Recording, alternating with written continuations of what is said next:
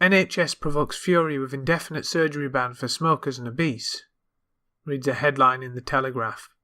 This is like my proposal, only more extreme.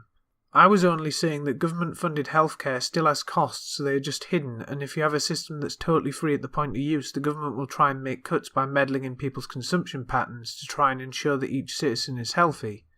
Because once you socialise healthcare, you effectively make the health of each individual a social priority. Costs don't just disappear, and no, you can't just tax the rich at 90% to make them all go away. Now, I don't want the government micromanaging how much fat and sugar I can eat because that's a very slippery slope. So in my light-hearted techno-decentralist manifesto LARP video, I proposed instead that we have universal healthcare as we do now, in the form of the NHS, but we adjust it so that the individuals who cost the system the most have to pay extra. So a system that provides for the poor, but not quite free at the point of use for every feckless bastard. This way we emulate some important aspects of the private sector without actually privatising the system and throwing everyone to the wolves. If you want the system to remain solvent long term, then something like this is required, sorry. There ain't no such thing as a free lunch. Is it unfair? Not really, people would be paying in the private sector anyway. It's a great gift to be able to forgo that. And no, this doesn't violate equality before the law because it's a service, not a law. It's not an element of the justice system that has to fairly arbitrate without bias. It's a service that has to make management decisions in order to stay solvent. It turns out that the NHS has been having similar thoughts to me because they know that adding sin taxes on Coca-Cola and so on is going to be seen as nanny state behaviour. The only alternative to a health regime if you have universal healthcare is really high taxes, and the middle class would have to start bearing them, not just the richest. Or what you do instead is you control costs by making sure people whose behaviour makes them sick have an incentive to get their shit in order, on an individual level. Now, I think an indefinite ban on surgery until they cease the behaviour is way too far. I think that instead smokers and the morbidly obese should pay a small charge. But complaints on the grounds of discrimination are highly dubious.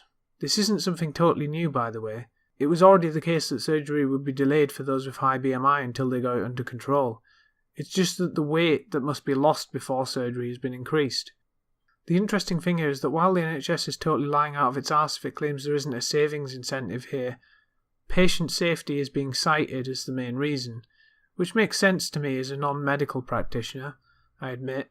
Because if you're huge, a lot of strain is being put on your heart, and surgery is, I would imagine, rather stressful on the body. A better reason than just discrimination, wah, is cited by Joyce Robbins from Patient Concern, and that is that people aren't getting what they paid for with taxes. If you want to get what you pay for, I would suggest going to the private sector. You never get what you pay for with a government service. People who pay no taxes at all and who are on benefits still have access to the NHS, which is great by the way, but as I've said, I'm sorry, but this is the double-edged sword of having subsidised healthcare to such an extreme degree. Richer people who use private care instead still have to pay for the NHS even if they never use it. Welcome to their world. The health practitioners aren't demons waiting to screw you over, so don't worry. Exceptions will be made in exceptional circumstances, for surgery that's in the more if you don't have this right now you're dead tier, I'd imagine. Why oh why is the NHS under so much pressure in the first place? Well, the graph cites these 4 reasons here. One, which I've discussed recently, being our ageing population. In the long run, if the age pyramid turns over, then the NHS will not be solvent. It doesn't matter if you increase taxes on the rich to 99% and somehow force them to stay in the country. Yes, well, firstly, if the bankers the bonuses, it's disgusting. And secondly, if the Tories are really serious about it, they tax the bankers the bonuses to 90%.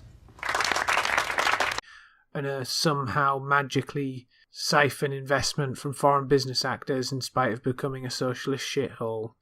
Any money you have will be more and more worthless because production will decline massively in a grey society. In the long run, we need automation to advance in order to save production and, as a secondary effect, save public services like the NHS. Anything else isn't going to cut it.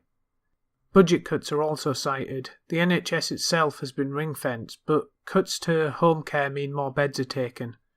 You know, I'm not against raising taxes on the top bracket so that the impact is less severe, I do actually think that would help, so don't get me twisted.